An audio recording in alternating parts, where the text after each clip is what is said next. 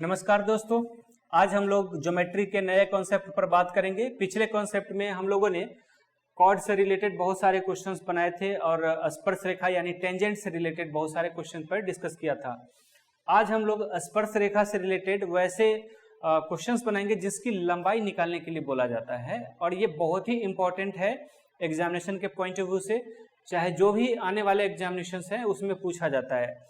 जो मतलब एक तरह से टेंजेंट की जो लंबाई निकालने वाली होती है ये एसएससी एग्जामिनेशन में भी आती है, रेलवे में भी आती है। आजकल पीसीएस भी एग्जामिनेशन में पूछा जा रहा है, बहुत सारे पीसीएस एग्जामिनेशन में भी पूछ दिया जाता है। तो यह बहुत ही इंपॉर्टेंट है, इसको आप लोग जरूर ध्यान से देखेंगे और समझेंगे कि ये कैसे निकाला जाता है। ठीक है, तो सबसे पहले डायरेक्ट हम लोग उसका थ्योरम पर नहीं, डायरेक्ट फार्मूला से रिलेटेड क्वेश्चन पर ही हम लोग डिस्कस करेंगे ताकि क्वेश्चन आसानी से बना सके। देखिए एक सर्कल है जिसका रेडियस r1 या r2 कुछ भी ले लेते हैं और एक दूसरा सर्कल है। ठीक है, दो सर्कल है यहां पर। अब यहां से दो सर्कल पर टेंजेंट खींचते हैं, इसको हम लोग बोलते हैं डायरेक्ट टेंजेंट। इसको क्या बोलेंगे? Direct tangent. ये टेंजेंट के रूप में है। ठीक है, इसको बोलते हैं हम लोग डायरेक्ट टेंजेंट। और क्रॉस ऐसे जाएगा तो इसको हम लोग बोलते हैं ट्रांसवर्स टेंजेंट, मतलब तिर्यक स्पर्श रेखा। और ये जो डायरेक्ट टेंजेंट है इसको अनुस्पर्श रेखा के रूप में भी हम लोग जानते हैं। अब ये रेडियस है, ये मान लीजिए r1, कैपिटल R1 हम मान लेते हैं, कहीं कहीं स्मॉल r1 भी चाहे तो मान सकते हैं, कोई दिक्कत नहीं है। और यहां भी है, ये r2 है। ठीक है, चलिए स्मॉल ही मान लेते हैं, स्मॉल लिखने ज्यादा अच्छा लगता है। r1 और ये हो जाएगा r2। ठीक है, अब दो सेंटर के बीच की दूरी अगर मान लेते हैं इसका नाम a है, इसका नाम b है और टेंजेंट यहां पर pq, तो अब बताइए टेंजेंट की लंबाई यहां पर क्या है? टेंजेंट की लंबाई यहां पर अब pq है और a और b यानी दोनों सेंटर्स के बीच की दूरी यहां पर d है। ठीक है, तो पहले थ्योरेटिकली कुछ चीज समझ लेते हैं।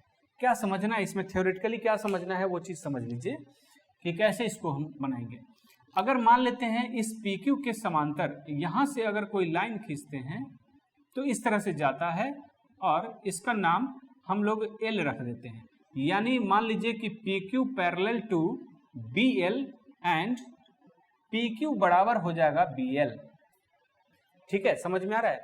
तो इस हिसाब से AL जो हो जाएगा वो R1 माइनस R2 हो जाएगा। मतलब इस पूरे में से ये जो है R1, ये आप समझिए ये R2 हो जाएगा, यहां से यहां के बीच ये R2 हो जाएगा। तो पूरा R1 में से ये R2 घटाएंगे तो AL हो जाएगा ना, R1 माइनस R2। ठीक है, और हमें पता है कि AB बराबर है D, ये हमें अच्छे से पता है। और ये 90 डिग्री है, ये 90 है, तो डेफिनेटली ये भी 90 डिग्री होगा। तो इस तरह से त्रिभुज BAL, देखिए त्रिभुज BAL, ध्यान दीजिए BAL, ये जो है एक राइट एंगल ट्रायंगल यानी समकोण त्रिभुज हो गया है। इस प्रकार से अगर हम BL की लंबाई निकालें तो ये फॉर्मूला के हिसाब से, पाइथागोरस ट्रिपलेट के हिसाब से एक तरह से हो जाएगा AB का स्क्वायर माइनस AL का स्क्वायर, लिख सकते हैं ऐसा हम लोग।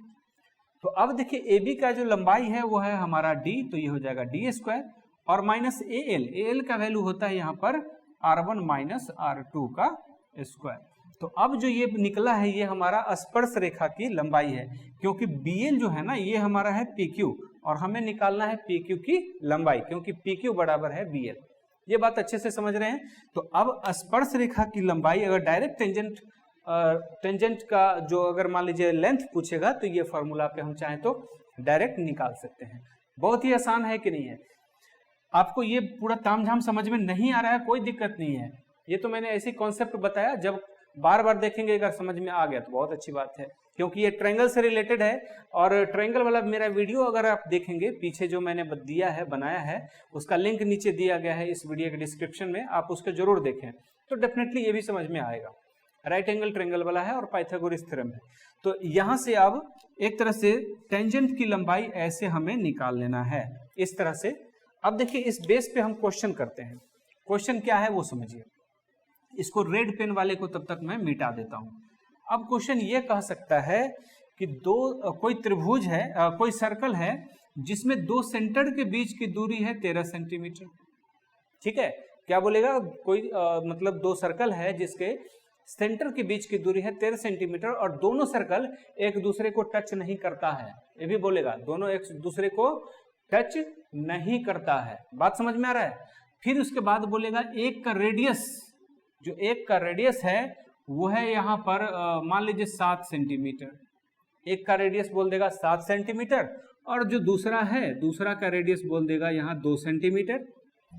ठीक है, तो बात समझ में आ रहा है। तो क्वेश्चन क्या कर रहा है यहाँ पर कि दो सर्कल है जिसमें से एक का रेडियस 7 सेंटीमीटर, दूसरा का रेडियस यहाँ है 2 सेंटीमीटर और दोनों सेंटर्स के बीच की दूरी है 13 सेंटीमीटर। तो बताइए स्पर्श रेखा PQ यानी कि डायरेक्ट टेंजेंट की स्पर्श रेखा की लंबाई क्या है, यही क्वेश्चन पूछेगा। बात समझ में आ रहा है। तो देखिए इस क्वेश्चन को हम लोग बनाएंगे कैसे, तो हमें स्पर्श रेखा PQ की लंबाई, फॉर्मूला हमारा ये कहता है डी स्क्वायर मतलब कि 13 का स्क्वायर, यहाँ है ना फॉर्मूला, ये दिख रहा है, ये फॉर्मूला मैंने मिटाया नहीं है इसलिए, D square minus R1 minus R2 मतलब बड़ी जो रेडियस है उसमें से छोटी रेडियस माइनस कीजिए, मतलब 7 माइनस 2 सेंटी, और ये सेंटीमीटर तो चलता ही रहेगा, ये लंबाई का मात्रक है तो ये चलेगा। तो बराबर ये हो जाएगा 169 माइनस 7 में से 2 को माइनस करेंगे तो ये होता है 5, 5 का स्क्वायर होता है 25। अब 169 में से 25 माइनस करते हैं तो 144, यानी 144 का मतलब क्या हो गया, इसका स्क्वायर रूट 12 हो जाएगा, तो ये हो जाएगा 12 सेंटीमीटर। तो इस तरह से इसका स्पर्श रेखा की लंबाई हो जाएगी 12 सेंटीमीटर। तो ये तो पाइथागोरस ट्रिपलेट पे आ गया, जनरली क्वेश्चन ऐसा ही पूछे जाते हैं। अगर बाई चांस मान लीजिए कि अगर पाइथागोरस ट्रिपलेट पे नहीं आया तो रूट में आ जाएगा, इससे क्या फर्क पड़ता है। अगर मान लीजिए 144 के बदले अगर 143 हो गया होता जिसका रूट नहीं टूटता तो 143 रूट में आंसर हो जाता, उससे क्या दिक्कत है, कोई दिक्कत नहीं है। तो आप समझ रहे होंगे कि क्वेश्चन कैसे बनाएंगे। ठीक है, ये आसान है क्वेश्चन। अब देखिए 7, 2 और 13 इसी को लेकर के हम लोग अब नए क्वेश्चन पर भी जाएंगे, यही मात्रक में लेकर के बनाऊंगा। ठीक है, जो कि एक तरह से ट्रांसवर्स टेंजेंट की बात करेगा और उस ट्रांसवर्स टेंजेंट पे हम लोग बनाएंगे। लेकिन पहले ट्रांसवर्स टेंजेंट का फॉर्मूला देख लेते हैं कि कैसे है, फिर उसके बाद क्वेश्चन बनाएंगे। ठीक है, उसके बाद हम लोग क्या करेंगे, क्वेश्चन बनाएंगे और कैसे बनेगा। पहले सर्कल ड्रॉ कर लेते हैं। मान लेते हैं कि यह सर्कल है बड़ा साइड जिसका रेडियस है 7 सेंटीमीटर, पहले बोल दिया मैंने, इसका रेडियस कितना है 7 सेंटीमीटर। एक छोटा सर्कल है जिसका रेडियस है 2 सेंटीमीटर, अभी जैसा क्वेश्चन था 7 और 2। अब देखिए डायरेक्ट एक ही साइड से मिला दे रहे थे, तो या तो इधर मिला दिए चाहे इधर मिला दिए, दोनों बात बराबर ही है। तो दोनों बात बराबर हो गया तो एक तरह से क्या हो जाएगा, यह मतलब डायरेक्ट टेंजेंट हो गया। जैसे साइकिल में चेन होता है ना, या बाइक में चेन होता है, एक दोनों पहिया होता है ना, उसके बीच में ये चेन भी मिला हुआ होता है।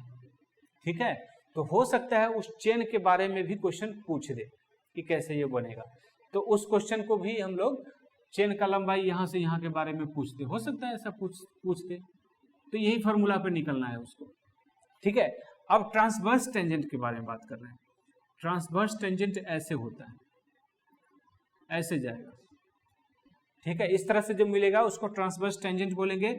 इसका नाम P और इसका नाम Q रख देते हैं, ऐसे बना देते हैं। यह हो जाएगा A और ये हो गया टेंजेंट, ये हो गया B। ये है 7 सेंटीमीटर और यह है 2 सेंटीमीटर। ठीक है, और सेंटर के बीच की दूरी जो है वो है D, ये है 13 सेंटीमीटर। जैसा पिछला क्वेश्चन था सेम टू सेम, सारा मात्रक वही है पिछले क्वेश्चन जैसा, बस यहाँ पर अब डायरेक्ट टेंजेंट के बदले ट्रांसवर्स टेंजेंट है। तो क्वेश्चन ध्यान से पढ़िएगा कि क्वेश्चन में क्या कर रहा है, डायरेक्ट टेंजेंट बोल रहा है या फिर ट्रांसवर्स टेंजेंट की बात कर रहा है, यानी कि तिर्यक स्पर्श रेखा या अनुस्पर्श रेखा। तो देखिए सबसे पहले फॉर्मूला देख लीजिए, इसका वैल्यू है R1 और इसका वैल्यू है R2 और ये D तो है ही।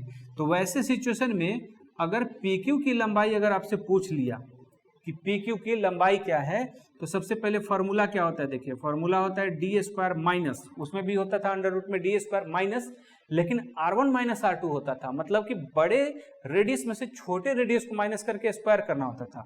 अब यहाँ क्या है कि बड़ा रेडियस में छोटा रेडियस को प्लस करके तब स्क्वायर करना है, मतलब under root D square minus R1 plus R2 का स्क्वायर हमें निकालना है, और इस तरह से हमें एक तरह से तिर्यक स्पर्श रेखा निकल जाएगा।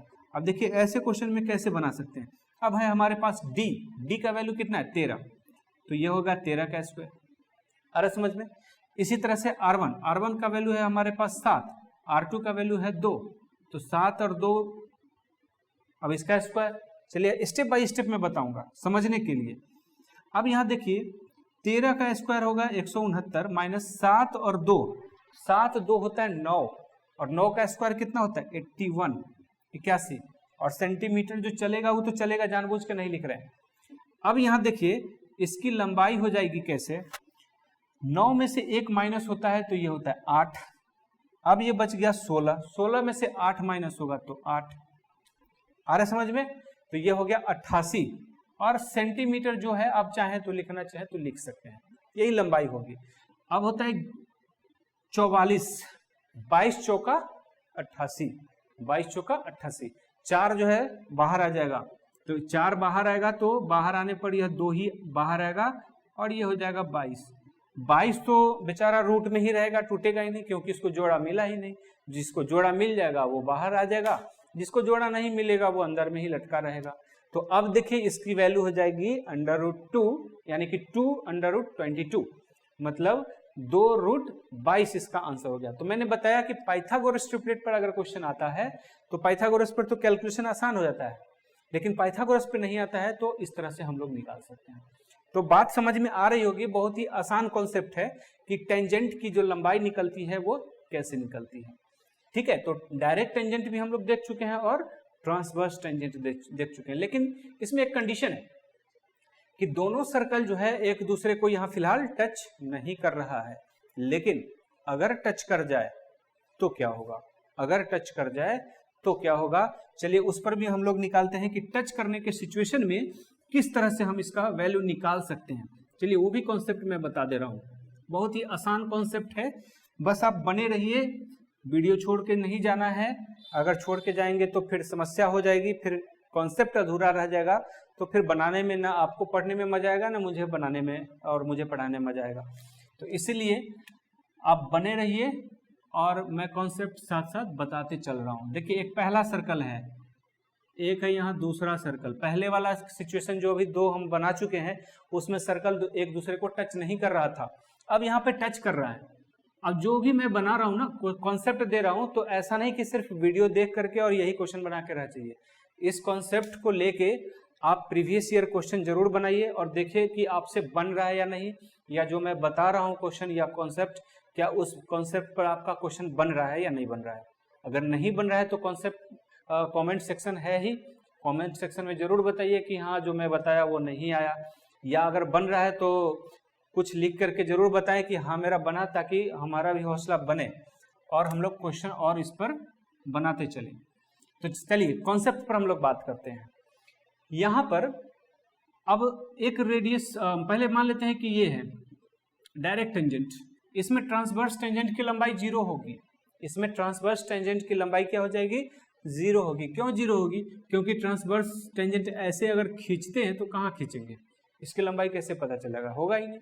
और 0 थ्योरेटिकली भी 0 होगा, वो भी मैं बता देता हूँ कि कैसे 0 होगा। फिलहाल अभी ये मान लेते हैं कि 0 है, तो इसलिए हम लोग डायरेक्ट टेंजेंट की लंबाई निकालते हैं। तो डायरेक्ट टेंजेंट की लंबाई देखिए कि कैसे निकालेंगे, कैसे हम लोग बना सकते हैं। ठीक है, तो सबसे पहले समझिए कि इसका रेडियस है R1 और इसका रेडियस है R2, ये भी है R1 और ये भी है R2। तो दोनों सेंटर की जो बीच की दूरी हो गई, ये मैं पहले वीडियो में बता चुका हूँ, 1-2 वीडियो पहले। आप लोग जरूर पिछला वीडियो देखिए, मैं बार बार रिपीट कर रहा हूँ क्योंकि उसमें सारे कॉन्सेप्ट है, एक तरह से सीक्वेंस में मैंने सारे बताए, ऐसा नहीं कि छोड़ छोड़ के कुछ ज्योमेट्री बताए हैं। मैंने ज्योमेट्री में सारा कॉन्सेप्ट एक तरह से जो एग्जामिनेशन में पूछे जाते हैं वो सारा मैंने डिस्कस किया है। तो सारा वीडियो जरूर देखिए, आपको काफी हेल्प मिलेगा, अलग से आपको पढ़ने की जरूरत नहीं पड़ेगी। तो अब यहाँ से अब ध्यान दीजिए, अब PQ की लंबाई पूछ रहा है। सबसे पहले हम लोग क्या करते हैं, सेंटर के बीच का डिस्टेंस निकालते हैं। तो सेंटर होता है हमारा AB, जिसको हम लोग बोलते हैं D। तो जब मैंने बताया था कि जब 2 सर्कल एक दूसरे को टच करे तो 2 सेंटर के बीच की जो दूरी होगी दोनों रेडियस का सम होता है, मतलब दोनों रेडियस को प्लस करते हैं हम लोग। तो इस तरह से R1, और देखने से भी लग रहा है कि R1 यहाँ से यहाँ के बीच की दूरी है और R2 यहाँ से यहाँ के बीच की दूरी है। तो A और B अगर निकालना हो तो R1 प्लस R2 तो करना ही पड़ेगा। तो इस तरह से D बराबर हो जाएगा R1 प्लस R2। अब हमें चाहिए PQ। PQ की लंबाई के लिए डायरेक्ट टेंजेंट का अभी जस्ट हम लोगों ने फॉर्मूला पढ़ा कि फॉर्मूला होता है D square minus R1 minus R2 का स्क्वायर, यही फॉर्मूला पढ़ा था ना। तो अब देखिए यहां से अगर इसका वैल्यू निकाले, अभी मैं बता रहा हूं उसका कॉन्सेप्ट, फिर इसके बाद डायरेक्ट इसका फॉर्मूला याद रखना है। डी स्क्वायर का वैल्यू क्या होता है? डी का वैल्यू है R1 प्लस R2 का square minus R1 minus R2 का स्क्वायर। अब देखिए ये फॉर्मूला हो गया अलजेब्रा का, अलजेब्रा भी मैं बता चुका हूं पहले, तो अलजेब्रा भी जरूर ध्यान दीजिएगा, अलजेब्रा वाला भी वीडियो देख लीजिएगा। R1 प्लस R2 का square minus R1 minus R2 का स्क्वायर, यानी कि A प्लस B का square minus A minus B का स्क्वायर, इसका फॉर्मूला होता है 4AB। 4AB मतलब ये होता है 4, A का वैल्यू है R1 और B का वैल्यू है R2। 4 जो है वो परफेक्ट स्क्वायर है, ये बाहर आ जाएगा, 4 जो है मल्टीप्लाई में है, ये बाहर आ जाएगा, तो इसकी वैल्यू हो जाएगी 2 और इसकी वैल्यू हो जाएगी अंडर रूट में R1 मल्टीप्लाई R2। यानी अगर टेंजेंट की लंबाई अगर आपसे पूछे तो बस आप PQ बराबर याद रखिए अंडर रूट 2 गुना under root R1 multiply R2। बाकी आपको याद करने की जरूरत नहीं है, ये मैंने बस समझाने के लिए लिखा। अब आपको समझ में आ रहा होगा। अब चलिए इस पर हम क्वेश्चन कर लेते हैं, पहले क्वेश्चन कर लेते हैं, फिर उसके बाद इस पर और कॉन्सेप्ट पर बात करेंगे। पहले क्वेश्चन डिस्कस कर लेते हैं इससे। ये मैं मिटा दे रहा हूँ, स्क्रीनशॉट आप वीडियो को पीछे करके स्क्रीनशॉट चाहे तो ले सकते हैं और उसको कॉपी में रफ कर लीजिए। अब देखिए क्वेश्चन जैसे पूछता है यहाँ पर कि पहले वाला जो बड़ा वाला जो सर्कल है इसकी जो रेडियस की लंबाई है वो 9 सेंटीमीटर, परफेक्ट स्क्वायर जानबूझ के ले रहे हैं ताकि कैलकुलेशन आसान हो जाए, और ये पूछा हुआ क्वेश्चन है, ठीक है, इसलिए ले रहा हूँ। और छोटा वाला जो सर्कल है इसका रेडियस है 4, ठीक है। अब पूछ रहा है कि दोनों एक दूसरे से मतलब सटा हुआ है, यानी कि एक्सटर्नली टच कर रहा है, बाह्य रूप से स्पर्श कर रहा है, तो बताइए स्पर्श रेखा की लंबाई क्या है। तो वैसे सिचुएशन में जब आपसे वैल्यू निकालने के लिए कहा जाए तो PQ बराबर डायरेक्ट आप फॉर्मूला लिखे 2 गुना R1 मल्टीप्लाई R2, यही तो मैंने बताया है, यानी कि 9 गुना 4 और सेंटीमीटर तो साथ में रहेगा ही रहेगा, तो यानी ये हो जाएगा 2, 9 का स्क्वायर रूट होता है 3 और 4 का स्क्वायर रूट होता है 2, यानी निकलेगा 3 दूना 6 दूना 12 सेंटीमीटर इसका आंसर। देखिए एक लाइन में आपका आंसर आ रहा है कि नहीं आ रहा है, बस आपको कॉन्सेप्ट समझना है, एक लाइन में इसका आंसर आना तय है। बात समझ में आ रहा है। अब चलिए परफेक्ट स्क्वायर, आप सोच रहे होंगे कि परफेक्ट स्क्वायर ही क्यों लें, बाहर दूसरा कुछ ले लेते हैं, बिल्कुल ले लेंगे। चलिए 9 के बदले अब हम मान लेते हैं 10 ले लेते हैं, 9 के बदले अगर हम 10 ले लें और मान के चलिए 4 के बदले हम 3 ले लेते हैं, ठीक है। अब अगर मान लीजिए अगर पूछ रहा है आपसे कि दोनों के बीच डायरेक्ट टेंजेंट की लंबाई क्या है, यदि दोनों सर्कल एक दूसरे को बाह्य रूप से स्पर्श करें, यानी कि इसको एक्सटर्नली टच करें, तब क्या होगा। तो देखिए इसका आंसर क्या होगा, पहला वाला रेडियस R1 है वो 10, R2 जो है वो है हमारा 3, तो फॉर्मूला के हिसाब से जब इसका वैल्यू निकालेंगे तो 10 तिया 30 तो नहीं टूटेगा ना, 30 का स्क्वायर रूट तो नहीं टूटने वाला है, तो इसीलिए 2 रूट 30 सेंटीमीटर आंसर यहीं पे हो जाएगा। जब सीधा बात है, जो रूट में रहना चाहता है वो रूट में ही रहेगा, और जो रूट से बाहर आना चाहता है यानी कि परफेक्ट स्क्वायर होगा तो आंसर आ जाएगा। तो सीधा लॉजिक है, क्वेश्चन बन रहा होगा, समझ में आ रहा होगा आप लोग को। अब बात करते हैं हम लोग यहाँ पर ट्रांसवर्स टेंजेंट की, कि ट्रांसवर्स टेंजेंट की लंबाई कितनी हो जाएगी, ठीक है, ट्रांसवर्स टेंजेंट की लंबाई कितनी हो जाएगी। अब ये खत्म नहीं हो रहा है, आप लोग सोच रहे होंगे कि खत्म हो जाएगा, इसके बाद और भी बहुत अच्छा कॉन्सेप्ट मैं बताने वाला हूँ, इसलिए वीडियो छोड़ के नहीं जाना है। अब इसके बाद भी मैं बहुत अच्छा कॉन्सेप्ट अभी बताऊंगा इसी में। तो देखिए अब इसमें ट्रांसवर्स टेंजेंट बनाते हैं, तो ट्रांसवर्स टेंजेंट तो खींचने के लिए बस सीधे सीधे खींचाएगा, जिसकी लंबाई तो होगी नहीं, लेकिन थ्योरेटिकली जान लेते हैं कि अगर यहाँ पर मान लीजिए कि PQ की लंबाई अगर ट्रांसवर्स टेंजेंट की बात करें, ट्रांसवर्स टेंजेंट यानी तिर्यक स्पर्श रेखा, इसको मैं यहाँ लिख देता हूँ, तिर्यक स्पर्श रेखा PQ, तो फॉर्मूला ये कहता है कि D square minus R1 plus R2 का स्क्वायर। तिर्यक स्पर्श रेखा में R1 माइनस R2 की जगह पर यह R1 प्लस R2 हो जाता है। बात समझ में आ रहा है। और हमें पता है कि D का वैल्यू भी R1 प्लस R2 ही है, तो R1 प्लस R2 का स्क्वायर और माइनस R1 प्लस R2 का स्क्वायर दोनों तो सेम ही है, कट गया, कटने पर इसका आंसर 0, यानी इसके स्पर्श रेखा की लंबाई जो हो जाएगी वो 0 हो जाएगी। तो इस तरह से ये स्पर्श रेखा बनेगा ही नहीं, इसलिए मैं उस समय से बोल रहा था कि इसमें तिर्यक स्पर्श रेखा यानी कि ट्रांसवर्स टेंजेंट जो है वो बनेगा नहीं, वो 0 होगी उसकी लंबाई। जब बनेगा ही नहीं तो लंबाई 0 होना तय है। अब चलिए दूसरा कॉन्सेप्ट पर हम लोग बात कर लेते हैं, जो अलग कॉन्सेप्ट है, इसी से रिलेटेड है, उस पर भी बात कर लेते हैं, जो कि मोस्ट इंपॉर्टेंट है और ये एग्जामिनेशन में आता है। प्री में तो कम चांस रहता है, कभी कभी क्या पता पूछ भी देता है, लेकिन मेंस में तो पूछेगा, ये चांसेस हैं। अब देखिए कि मेंस में पूछेगा तो हमें प्री में भी रेडी होना चाहिए, उससे रिलेटेड कॉन्सेप्ट पूछ सकता है। तो पहले मैं समझाऊंगा आपको कि कॉन्सेप्ट क्या है, उसके बाद फिर हम लोग क्वेश्चन पे आएंगे, ठीक है। चलिए, एक बड़ा सर्कल, एक छोटा सर्कल, इस दोनों के बीच, दोनों बाहर से एक दूसरे को टच कर रहा है, मतलब एक्सटर्नली टच कर रहा है, ठीक है, और उस पर एक स्पर्श रेखा हमने खींच दिया। अब देखिए इस स्पर्श रेखा के बीच में एक सर्कल है, स्पर्श रेखा के बीच में एक सर्कल है। चलिए ध्यान से देखिए मैं क्या बोल रहा हूं कि एक बड़ा सर्कल है, एक छोटा सर्कल है। बड़ा वाला सर्कल का रेडियस यहाँ R1 है, छोटा वाला सर्कल का रेडियस यहाँ R2 है, ठीक है।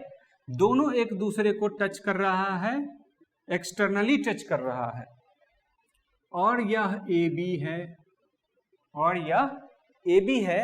अब ये बीच में एक ऐसा सर्कल है छोटा सा, जो कि दोनों सर्कल को टच करता हुआ स्पर्श रेखा को भी टच कर रहा है, ठीक है, जिसका रेडियस R है। तो बताइए इस R का वैल्यू क्या है।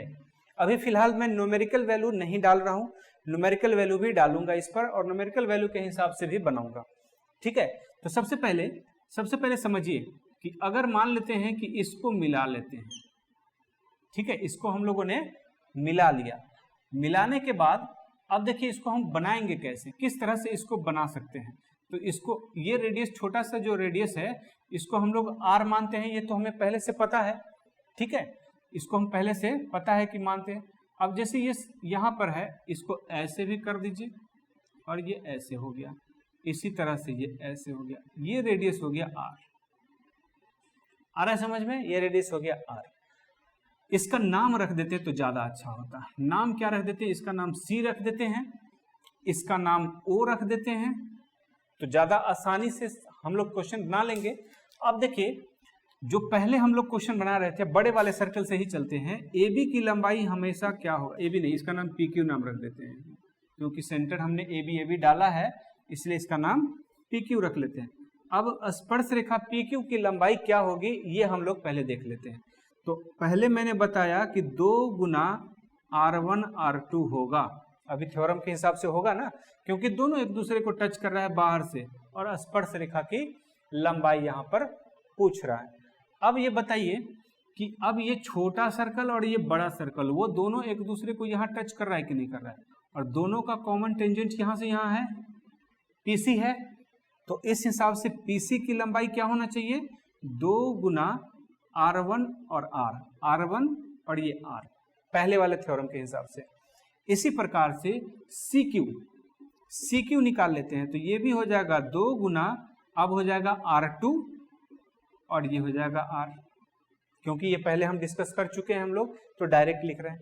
अब हमें पता है, अब हमें क्या पता है यहाँ से कि PC, ये PC प्लस CQ बराबर ये होता है PQ, होता है ना।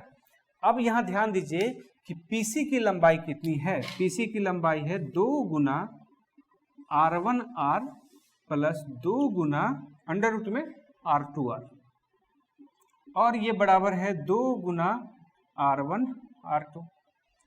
बात समझ में आ रही होगी। सबका 2 चाहे तो हम यहीं से खत्म कर दें, कोई फर्क नहीं पड़ने वाला है। दोनों में अंडर रूट R कॉमन है, दोनों में अंडर रूट R जो है वो कॉमन है, तो अंडर रूट R कॉमन कर लेते हैं, तो under root R1 plus under root R2 बराबर अंडर रूट R1 R2, ऐसा हो जाएगा ना। अब अगर क्वेश्चन का वैल्यू अगर हमें पूछे, चलिए इसके बाद का मैं यहाँ लिख देता हूँ, यहाँ लिख देता हूँ, तो अंडर रूट R का जो वैल्यू होगा ये हो जाएगा under root R1 R2 by under root में R1 प्लस अंडर रूट में R2।